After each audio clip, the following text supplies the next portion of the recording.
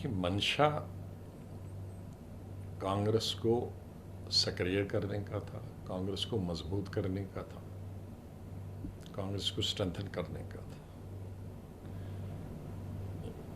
हम उन लोगों में हैं 77 के बाद जो आज की कांग्रेस जो बनी है उसका एक हिस्सा है कांग्रेस बनाने वाले। 77 के बाद जो बनी, हमको पीड़ा होगी जो 77 में नहीं थे या कांग्रेस के पार्ट का हिस्सा नहीं रहे हैं, जिनको पता नहीं इलेक्शंस न करने और न कराने से क्या नुकसान होता है, क्या फ़ायदा है, वो उसकी आलोचना करेंगे।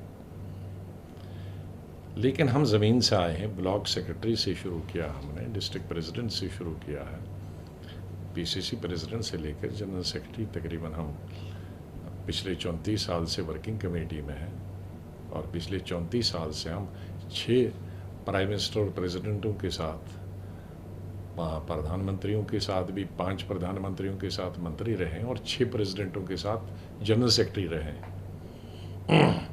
वो प्राइम मिनिस्टर और प्रेसिडेंट ऐसे नहीं थे कि हमको जनरल सेक्रेटरी और मिनिस्टर इंदिरा गांधी से लेकर राजीव गांधी से लेकर नरसिम्हा राव तक और आज तक बनाते हैं। कुछ तो बात होगी, लेकिन जिनको कुछ भी नहीं मालूम है, जिनको अपॉइंटमेंट वाला कार्ड मिल गया है, वो सब विरोध करते हैं, वो सब चाहेंगे। मैं वर्किंग कमेटी में कलकत्ता में इंडिपेंडेंट जीत के आया हूँ। अध्यक्ष मेरे खिलाफ थे, उन्होंने स्टेज से बता दिया कि गुलाम नबी आज़ाद के खिलाफ इनको हराना, मैं जीत गया। मैं 92 में नरसिम्हा राव जी प्राइम मिनिस्टर अध्यक्ष थे, मेरा ऑफिशियल लिस्ट में नहीं नाम नहीं था, मैं जीत गया। तो जो पदाधिकारी या जो वर्किंग कमेटी मेंबर या जो प्रेसिडेंट पीसीसी या ब्लॉक डिस्ट्रिक्ट हमारे प्रपोजल की निंदा करते हैं, उनको मालूम है कि वो इलेक्शन में कहीं नहीं आएंगे।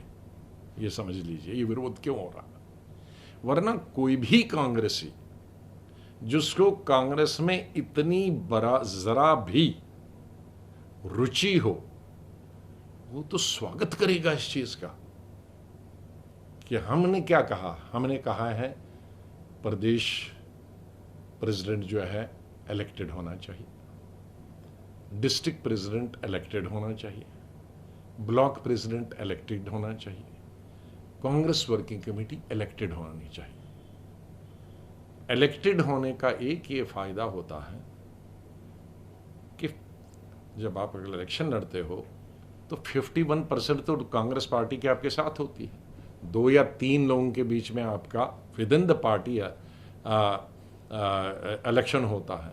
तो जीतेगा वही जिसको 51%, 51% वोट आएंगे, दूसरे को कहीं 15 आएंगे, तीसरे को 10 आएंगे। तो जब वो प्रेसिडेंट जीत गया और चार्ज संभालेगा तो कम से कम 51% पार्टी के लोग तो उसके साथ हैं। और जो दूसरे नंबर 2, 3, 4 हैं, जिनको 30 या 15 या 10 आए, वो भी सोच रहे हैं कि भाई हमें कांग्रेस को मजबूत करना होगा, अगली दफा के लिए मैं मेहनत ज्यादा करूंगा और मैं जीत जाऊंगा। तो उससे क्या होती है, एक तो 51 वाला आपको प्रेसिडेंट मिल गया और जिसको 20 मिले, 10 मिले, 15 मिले, वो भी आपके साथ। उसने कहा मैं, लेकिन अभी जो प्रेसिडेंट बनता है उसके साथ 1% भी नहीं होता है, क्योंकि वो तो किसी को भी हमने उठा के, जो दिल्ली आता जाता है उसको उठा के हमने बना दिया प्रेसिडेंट है। जनरल सेक्रेटरी ने रिकमेंड किया या गुलाम नबी आज़ाद ने ही रिकमेंड किया या दूसरे ने रिकमेंड ही तो किया ना, आसमान से तो नहीं उतरा। तो अब हमें ये तो नहीं मालूम कि इसके साथ 100% लोग हैं कि शून्य है। तो कई प्रेसिडेंट ऐसे बने हैं जिनके पास शून्य भी है। अब जहां जिसके पास 100% तो खैर किसी के ना, जिसके पास 50-60% लोगों का समर्थन है वो तो अच्छा काम करता है, लेकिन जिसके पास शून्य सपोर्ट है वो स्टेट ही शून्य हो जाती है। अब इसमें कौन सी बुरी बात है कांग्रेस लीडरशिप के लिए। इसी तरह से डिस्ट्रिक्ट, इसी तरह से ब्लॉक, इसी तरह से वर्किंग कमेटी। वर्किंग कमेटी में भी नॉर्मली वर्किंग कमेटी के मेंबर को, इलेक्टेड को आप हटा नहीं सकते, लेकिन अपॉइंटेड को आज हटा दिया। आज गुलाम नबी आज़ाद ने स्टेटमेंट दिया तो गुलाम नबी गायब, लेकिन अगर वर्किंग कमेटी इलेक्टेड हो तो फिर हटा नहीं सकते। तो इसमें कौन सी आपत्ति है भाई, इलेक्टेड। अब इससे पहले केसरी जी से तो कोई कमज़ोर प्रेसिडेंट था नहीं, लेकिन 1997 में 1.5 साल के लिए रहे, लेकिन इलेक्शन ड्यू था तो उन्होंने वर्किंग कमेटी का इलेक्शन किया कलकत्ता में। उससे 5 साल पहले नरसिम्हा राव जी, वो तकरीबन 3.5 साल ही कांग्रेस प्रेसिडेंट रहे, नहीं वो 5 साल ही रहे, 5 साल वो भी रहे, लेकिन 1.5 साल उन्होंने पुरानी कमेटी ही से काम चलाया। लेकिन उन्होंने भी आते ही 91 में वो कांग्रेस प्रेसिडेंट बने और प्राइम मिनिस्टर बने, लेकिन 92 में ड्यू थे इलेक्शन पार्लियामेंट में, तो उन्होंने त्रिपुटी में इलेक्शन कराई वर्किंग कमेटी की, उसमें भी हम जीत के आए इंडिपेंडेंट कैंडिडेट। तो उन्होंने रोका। तो हम ये कह रहे हैं कि 23 साल से इलेक्शन नहीं है। हम जब सरकार में हैं, यूपीए 1 यूपीए 2, तो शायद सरकार के दम पे पार्टी चलती है, लेकिन जब विपक्ष में है और सरकार सत्ताधारी पार्टी बहुत मजबूत है, उनके पास पावर भी है, सेंटर में है, स्टेट में है, उनके पास संगठन भी मजबूत है, एक संगठन ही 40-45 संगठन है, उनके पास संख्या भी है, उन्होंने वोट बेस भी बहुत बढ़ाया है। तो अगर मेरी पार्टी को 50 साल विपक्ष में बैठना है तो कोई इलेक्शन की जरूरत नहीं है। मुझे तो अब कुछ नहीं बनना है, मैं चीफ मिनिस्टर भी बन चुका हूं, 5 प्राइम मिनिस्टरों के साथ मंत्री भी रह चुका हूं, वर्किंग कमेटी 34 साल से हूं, जनरल सेक्रेटरी 15 दफा बना हूं, मुझको क्या चाहिए और। लेकिन जिनके लिए हम लड़ते हैं उनको पता ही नहीं होता है कि इलेक्शन की कीमत क्या है, और हम क्यों कह रहे हैं, हम क्यों कह रहे हैं इलेक्शन करो, फायदा तुम्हें होगा। कल अगर किसी को प्राइम मिनिस्टर बनना है तो उसी को इससे फायदा बनेगा ना, कल किसी को मुख्यमंत्री बनना है तो उसी को फायदा होगा ना, कल नई जनरेशन को अगर यूनियन मिनिस्टर बनना है तो उन्हीं को फायदा होगा।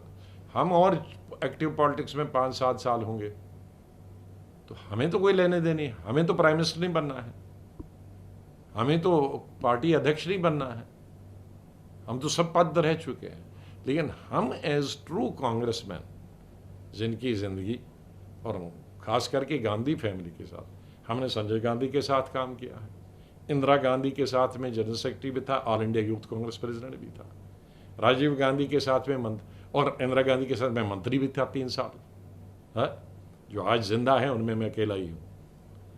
इंदिरा गांधी के साथ में प्रेसिडेंट भी 3 साल 2 साल रहा, 2.5 साल रहा और मंत्री भी रहा। राजीव गांधी के साथ मंत्री भी रहा, जनरल सेक्रेटरी भी रहा उनके मरने तक। नरसिम्हा राव के साथ में मंत्री भी रहा, जनरल सेक्रेटरी भी रहा। केसरी जी के साथ जनरल सेक्रेटरी भी रहा। सोनिया जी के साथ तो मेरे ख्याल में 6ठी-7वीं दफ़ा जनरल सेक्रेटरी हूँ, और यूपीए 1 यूपीए 2 में मंत्री भी रहा, चीफ मिनिस्टर भी इस बीच में होके आया। और मैंने, जिनको मालूम नहीं है हमने क्या किया, पंजाब मैंने वापस लाया था, कोई पंजाब के लीडर ने वापस नहीं लाया था, कोई दिल्ली के लीडर ने वापस नहीं लाया था। मैंने 87 में जब पंजाब में कोई नहीं जाना जाता था, आतंकवाद अपने अंतिम चरण पे था, मैंने मंत्रालय से इस्तीफा दिया और मास कांटेक्ट प्रोग्राम शुरू किया 250 लोगों के साथ, first phase, second phase, third phase, fourth phase, fifth phase. 5 साल में पंजाब रहा और तकरीबन 30-35 जगह मिलिटेंट अटैक से बच गया।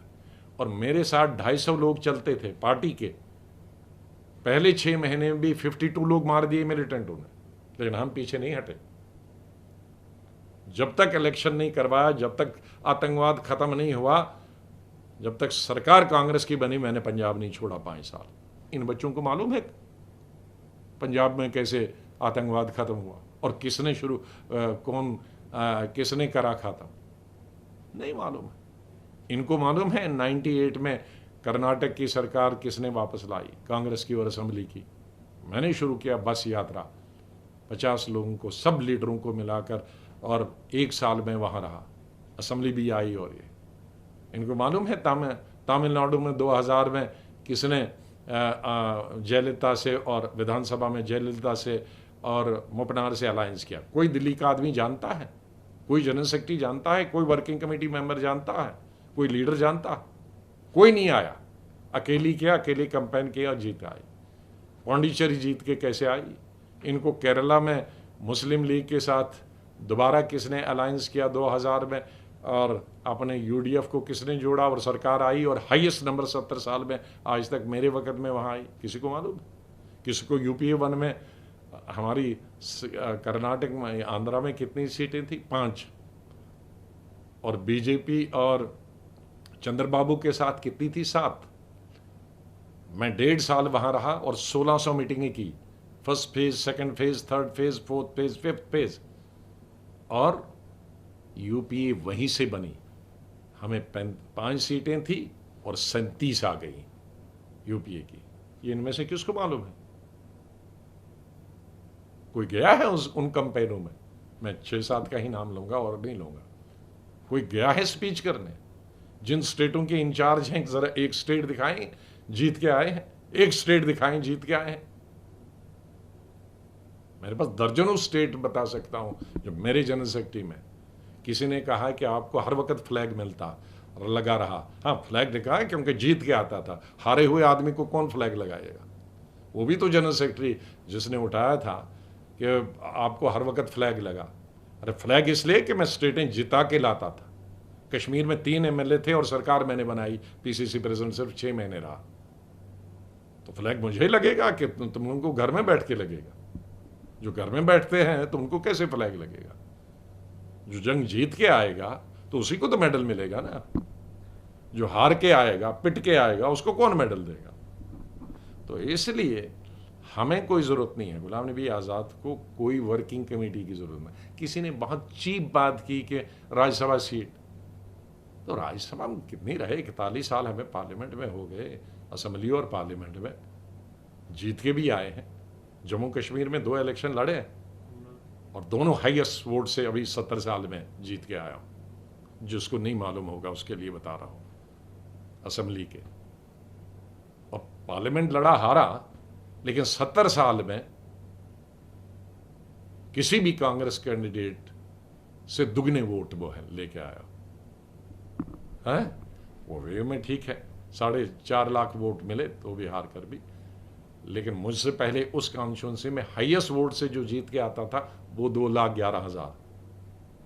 वो 2 लाख सीटिंग जो था उसको 2,11,000 थे, और मैं हारन 4,28,000 मिले, उससे दुगने तो भी हार गया। हाँ, तो जितने जीते कैंडिडेट 70 साल से थे, वो बीजेपी का जीता, कांग्रेस के जीता, उनसे दुगने वोट हार कर भी हमने ले लिया। जो जनाधार की बात करता है, और दिल्ली बैठकर। तो इसलिए हम जो ये कह रहे हैं कि भाई सोनिया गांधी सोनिया गांधी तब रहेगी जब पार्टी प्रेसिडेंट रहेंगी। राहुल गांधी अगर प्राइम मिनिस्टर बनना चाहेंगे तो जब पार्टी मजबूत होगी तो तभी प्राइम मिनिस्टर बनेंगे ना। ये लोग जो इलेक्शन ही कभी नहीं चाहेंगे तो कभी नहीं प्राइम मिनिस्टर बनेंगे। उनको अगर प्राइम मिनिस्टर बनना है तो हमारी बातें सुनना होगा, इन छोटे भाइयों की बातें नहीं सुननी होंगी। सर, क्या वजह लगती है कि आपको, जिसको आपकी क्या वजह लगती है कि मैंने बताया ना, कंसर्न मैं यही बता रहा हूं। जिनको मालूम है कि वो इलेक्शन स्टेट या डिस्ट्रिक्ट या वर्किंग कमेटी में जीत के नहीं आ सकते हैं, वो विरोध कर रहे हैं और वो लीडरशिप को भी गुमराह कर रहे हैं। जिसकी हिम्मत होगी वो नहीं करेगा, वो वेलकम करेगा। और जब ट्रू कांग्रेसमैन होना चाहिए कि भाई कांग्रेस इलेक्शन से ही मजबूत हो सकती है, तो उसको वेलकम होना चाहिए। ठीक है, लीक होना बहाना है। लीक क्या? परसों वर्किंग कमेटी मीटिंग चल रही थी, क्या सारी प्रोसीडिंग्स बाहर सारा मीडिया नहीं कर रहा था लीक? तो अगर वो 1 महीना पहले की लेटर लिखी थी और 23 लोगों ने उस पर साइन किए थे, तो एक आदमी ने लीक की तो लीक की, लेकिन यहां तो वर्किंग कमेटी चल रही है और पूरी रनिंग कमेटी पूरे हिंदुस्तान की मीडिया में चल रही, तो उस लीक का क्या हुआ? सवाल लीक का नहीं है, सवाल है कि हमने जो मुद्दे उठाए, इलेक्शन ब्लॉक का होना चाहिए, डिस्ट्रिक्ट का होना चाहिए, पीसीसी का होना चाहिए, वर्किंग कमेटी का होना चाहिए, फुल टाइम प्रेसिडेंट होना चाहिए, इसमें किस कांग्रेस को आपत्ति होनी चाहिए? क्यों होनी चाहिए? इसमें सोनिया गांधी का अपमान कहाँ है? इसमें राहुल गांधी का अपमान कहाँ है? वो सोनिया गांधी और जो अपमान की बात करते हैं वो सोनिया गांधी और राहुल गांधी को ही जानते हैं।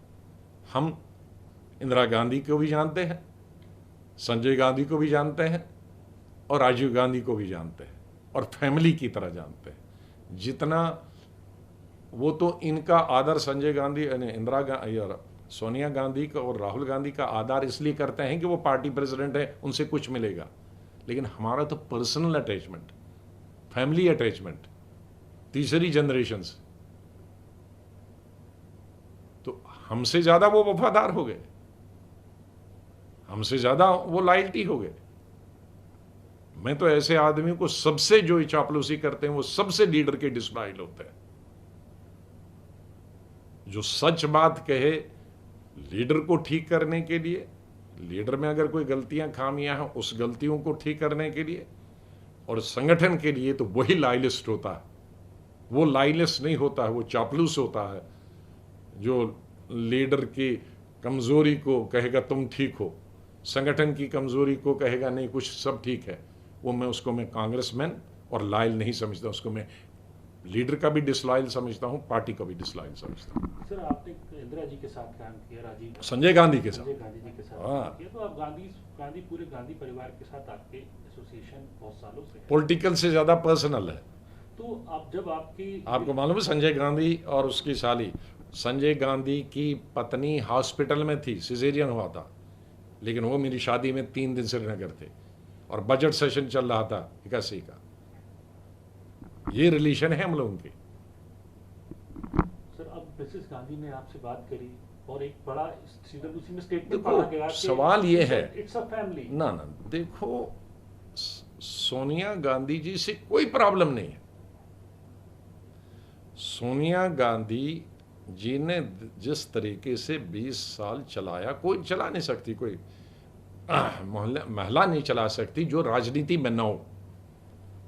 इंदिरा गांधी तो राजनीति से बचपन से, स्कूल से राजनीति वो चला सकती थी, लेकिन सोनिया गांधी जी जो राजनीति में थी ही नहीं दूर दूर तक, उसका प्रेसिडेंट के रूप में पार्टी को चलाना और सब ग्रुप को लेके चलना कोई छोटी बात नहीं है।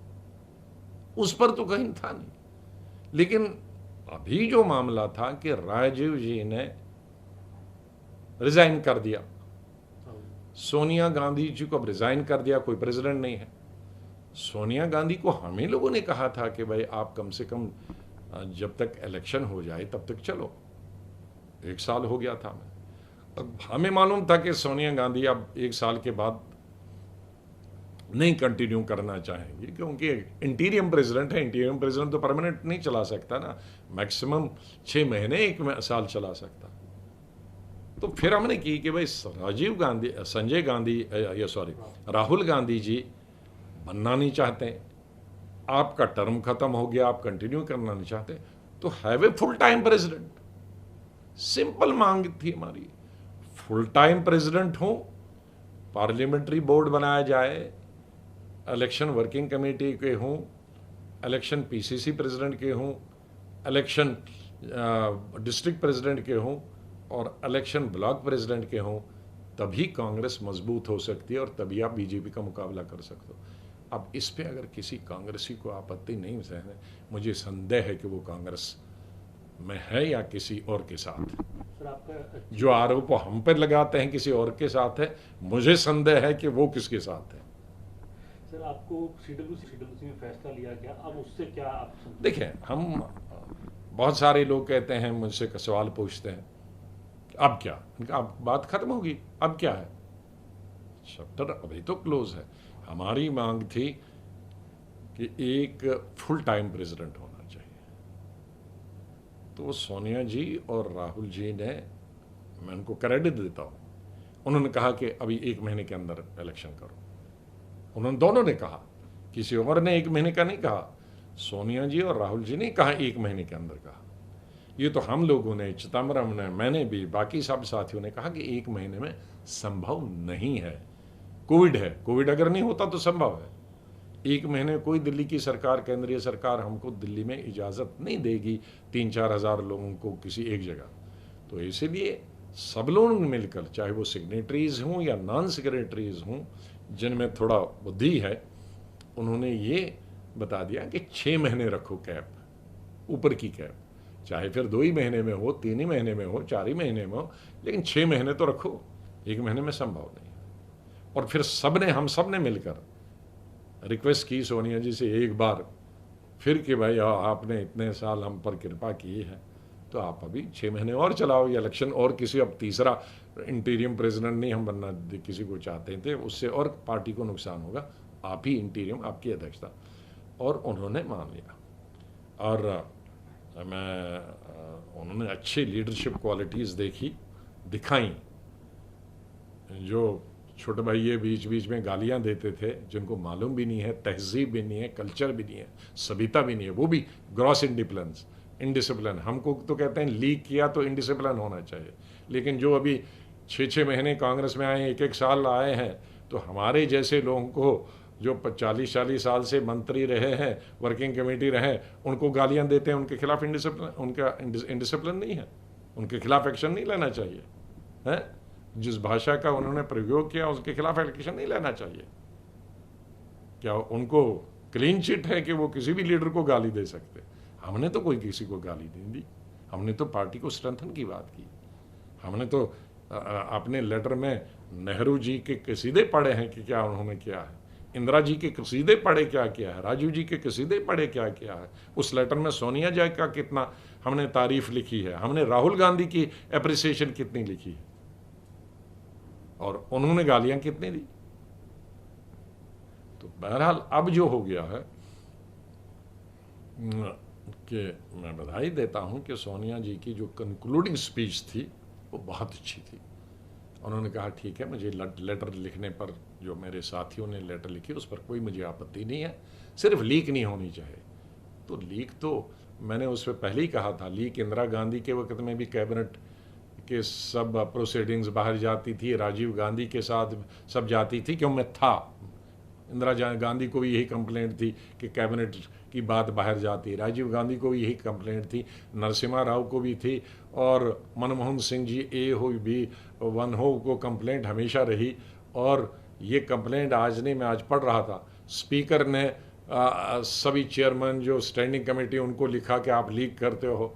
आज उपराष्ट्रपति ने राज्यसभा के जो स्टैंडिंग कमेटी के चेयरमैन उनको लिखा कि प्रोसीडिंग लीक होती है।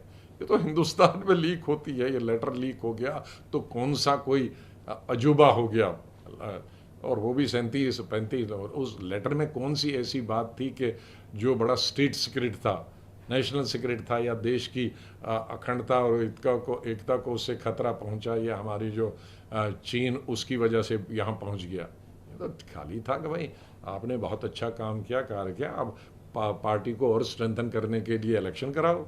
ये कौन स्टेट सीक्रेट है? ये तो कन्वेंशनें जब होती हैं, मेवाड़े होते हैं, उनमें हम खुल का कहते हैं भाई ये चीज़ें होनी चाहिए। सर आखिरी सवाल आपसे, बीजेपी को मौका मिला? अच्छा नहीं, दूसरा बीजेपी को क्या, बीजेपी को मौका मिला, बीजेपी हम स्ट्रेंथन करें तो बीजेपी को कैसा मिले? बीजेपी को मौका मिलेगा जब हम कांग्रेस में चुप रहेंगे और इलेक्शन नहीं कराएंगे, वो बीजेपी को फायदा है, वो बीजेपी को फायदा है। अगर हम कोई इलेक्शन नहीं कराएंगे और ऐसी ही टूटी फूटी कांग्रेस रहेगी तो तब बीजेपी को फायदा है। इलेक्टेड बॉडीज से बीजेपी को सबसे ज्यादा नुकसान है। वो कभी नहीं चाहेंगे कि कांग्रेस में इलेक्शन हो, इलेक्टेड बॉडीज आए और सक्षम लोग हर जगह आ जाए, वो कभी नहीं चाहें। तो ये जो लोग कहते हैं कि बीजेपी को फायदा, नहीं, बीजेपी को फायदा इससे है इलेक्टेड बॉडीज से, नॉन इलेक्टेड बॉडी से, एडहॉकिज्म से। उनको इलेक्टेड बॉडी से नहीं होंगी, फिर सक्षम लोग आएंगे, जिनको पार्टी चाहेगी, लोग चाहेंगे, वो जीत के आ जाएंगे। तो इस वक्त अभी आगे इसको कुछ नहीं है। सोनिया जी के वक्त में सिर्फ इलेक्शन हो सकता है।